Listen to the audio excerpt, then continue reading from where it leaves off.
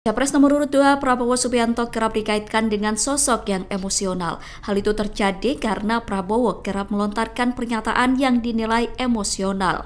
Atas hal itu, Prabowo menegaskan bahwa dirinya memiliki latar belakang sebagai prajurit TNI, sehingga mempengaruhi cara bertuturnya selama ini. Pernyataan itu disampaikan Prabowo di Kepulauan Bangka Belitung Kamis 11 Januari 2024. Prabowo mengatakan sebagai prajurit TNI dirinya bertutur kata menggunakan bahasa yang apa adanya, tidak menggunakan bahasa yang dipakai elit maupun pengamat. Ia kemudian kembali menyinggung kata omon-omon seperti yang dilontarkannya kepada Anies Baswedan saat debat. Di hadapan ribuan masyarakat, Prabowo menyinggung sebuah peribahasa tentang perbuatan baik yang tidak dibalas setimpal. Meski begitu, Prabowo mengaku tidak ingin ambil pusing dengan sindiran dan olok-olok yang dialamatkan kepadanya. Prabowo mengatakan dirinya hanya akan menyerahkan kepada rakyat. Saya ini mantan serdadu, bahasa saya apa adanya.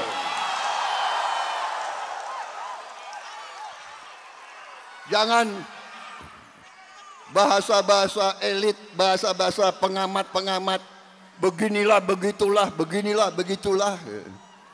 Teori aja, omon-omon kosong. Ada kawan saya mengatakan memang benar kadang-kadang pepatah nenek moyang kita banyak benarnya. Hati-hati, dalamnya laut bisa kita ukur, dalam hatinya seorang belum tentu bisa kita ukur. Ada juga nasihat nenek moyang kita. Hati-hati, kadang-kadang air susu dibalas dengan air tuba. Tapi ya, kadang-kadang saya harus sabar. Saya cukup mengurut dada saja. Biarlah rakyat dan Allah Subhanahu wa taala yang menjawab, saudara-saudara.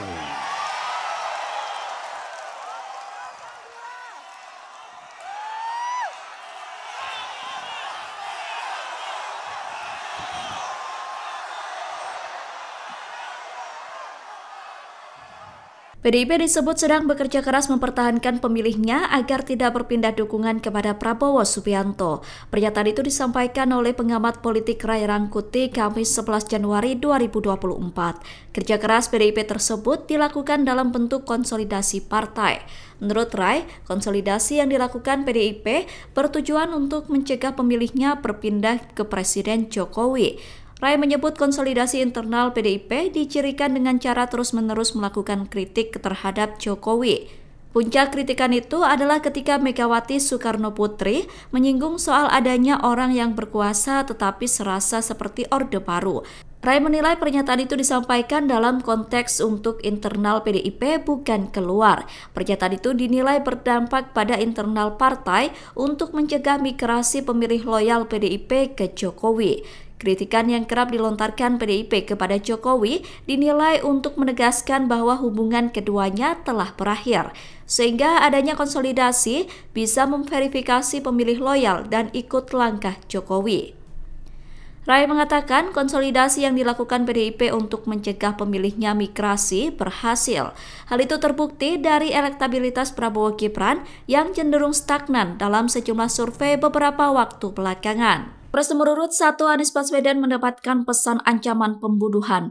Ancaman pembunuhan itu disampaikan melalui kolom komentar platform TikTok, kemudian diunggah dalam akun media sosial X. Dilansir dari kompas.com, pesan tersebut menuliskan pertanyaan soal hukuman jika menembak kepala Anies. Merespon ancaman tersebut, Tim Pemenangan Nasional Anies Mohaimin atau Timnas Amin meminta Polri untuk mengusut. Timnas Amin telah melaporkan kasus tersebut terhadap pihak kepolisian. Menurut Timnas, ancaman tersebut sudah sangat membahayakan keselamatan Anies. Untuk itu, Timnas Amin meminta Polri untuk menindak tegas pihak yang mengirimkan pesan ancaman. Pernyataan itu disampaikan oleh juru bicara Timnas Amin, Iwan Tarigan, pada Jumat 12 Januari 2024.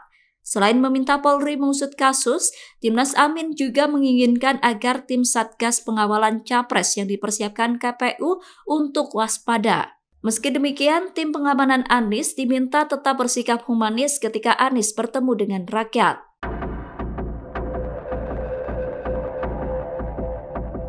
Menjelang Pilpres 2024, pasangan Prabowo Gibran diprediksi bisa lolos ke putaran kedua. Meskipun Prabowo Gibran kerap unggul di posisi pertama dalam berbagai survei, namun elektabilitas pasangan tersebut tidak melampaui 50%. Jika Pilpres berlangsung 2 putaran, maka posisi Prabowo Gibran diprediksi terancam.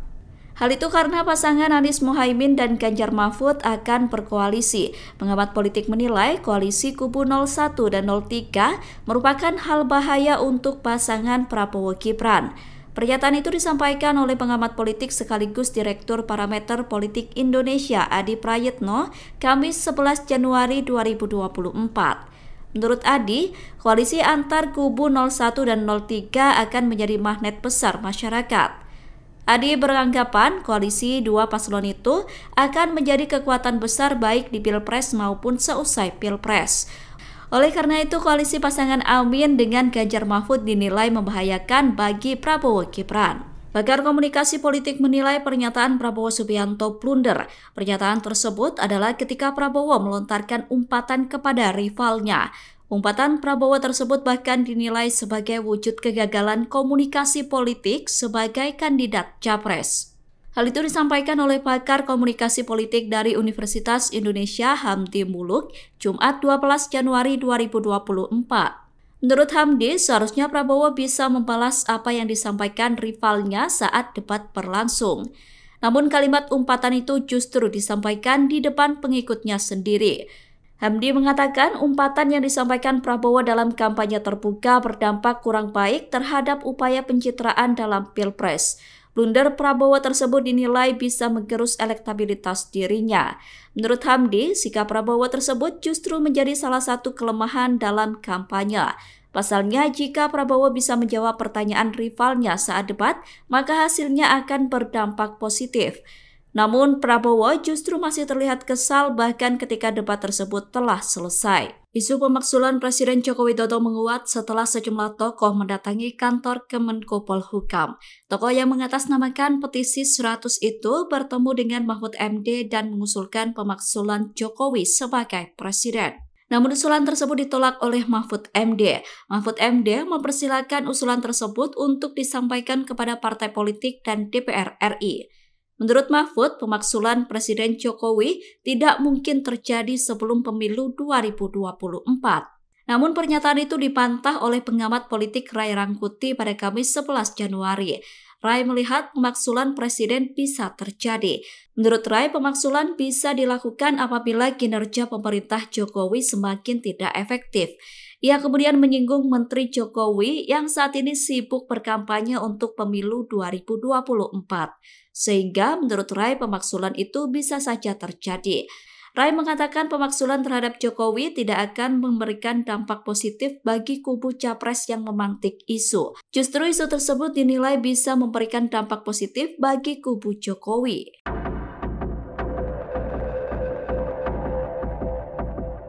Cawapres nomor urut 2 Gibran Rakabuming Raka kembali terjerat dugaan melanggar aturan. Gibran diduga melakukan pelanggaran saat berkunjung ke Maluku. Hal itu disampaikan oleh anggota Bawaslu Maluku Samsun Ninilo Kamis 11 Januari 2024. Indikasi pelanggaran tersebut adalah soal dugaan keterlibatan sejumlah perangkat desa dalam safari politik Gibran. Bawaslu Maluku menemukan sekitar 30 kepala desa dari estimasi 100 orang yang turut hadir dalam safari politik Gibran. Para kepala desa yang hadir ada yang berasal dari wilayah Ambon dan Maluku Tengah. Atas hal itu, Bawaslu menduga Gibran kembali melakukan pelanggaran.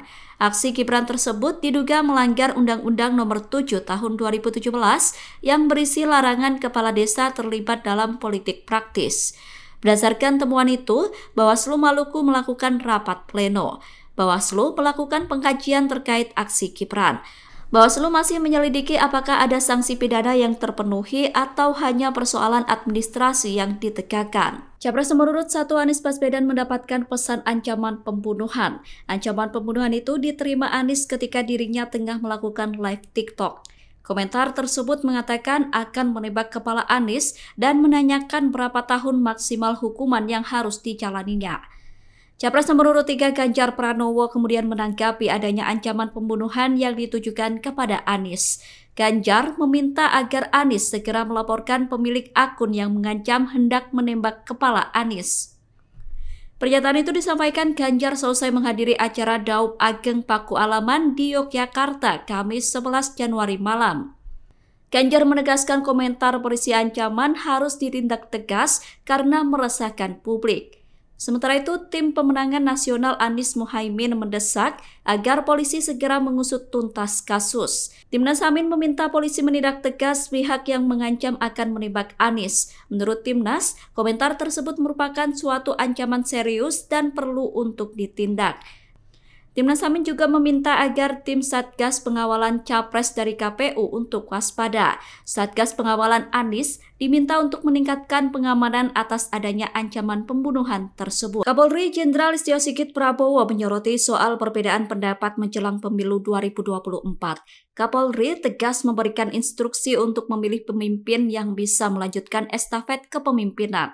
Pernyataan itu disampaikan Kapolri dalam acara perayaan Natal Mabes Polri 2023, Kamis 11 Januari 2024. Menanggapi pernyataan Kapolri, Capres nomor urut 3 Ganjar Pranowo sependapat. Ganjar mengaku sependapat dengan Kapolri bahwa presiden yang akan datang harus bisa melanjutkan estafet kepemimpinan.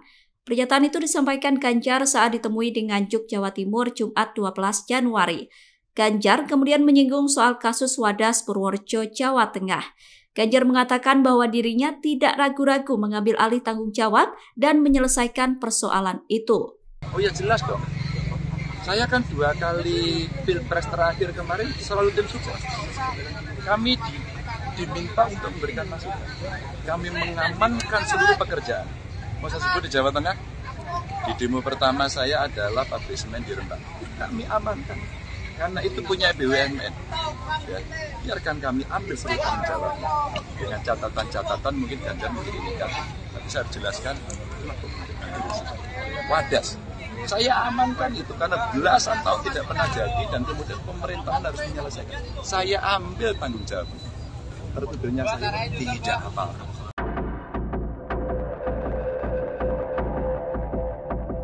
Menjelang Pilpres 2024, Anies Baswedan mendapatkan ancaman pembunuhan. Anies mendapatkan ancaman pembunuhan saat sedang melakukan siaran langsung melalui aplikasi TikTok. Salah seorang warganet mengancam hendak menembak kepala Anies. Ia kemudian menanyakan berapa tahun lamanya hukuman yang akan dijalani jika melakukan penembakan. Ancaman penembakan tersebut kemudian viral di media sosial. Terkait adanya ancaman itu, Anies Baswedan buka suara. Anies berharap ancaman tersebut tidak benar-benar terjadi. Pernyataan itu disampaikan Anies di Samarinda, Kalimantan Timur, Kamis 11 Januari. Anies mengharapkan aparat penegak hukum tidak tinggal diam atas ancaman itu. Menurut Anies, komentar tersebut telah mengancam keselamatan dirinya. Sementara itu, tim pemenangan nasional Anies Muhaimin juga mendesak agar Polri mengusut ancaman tersebut. Timnas meminta agar Polri menindak tegas ancaman pembunuhan terhadap Anies. Download Tribun X sekarang, menghadirkan lokal menjadi Indonesia.